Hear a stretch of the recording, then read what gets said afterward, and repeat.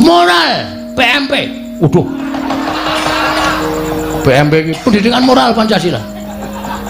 Kuwi wis ra ana ning atine masyarakat, mula arep ditukulke meneh karo bapak. Aku kowe kok nyarusiku. Nek kowe arep mepalangi karepe bapak, ora masalah, ora masalah. Ratu Ndarawati, ora masalah. Lho, kowe malah ora basa karo aku. Ha tak basanono wong sampean pakartine elek kok. Aku wegah basani wong elek. Lho yen ngono kowe wani karo Kresna. Lho. Aja kok sampean. Dewa mudhun wae aku ora wedi. Gong nek omongan cangkeme sing apik. Kok nek ana dewa medhun tenan. Mbok sing apik lambene truk.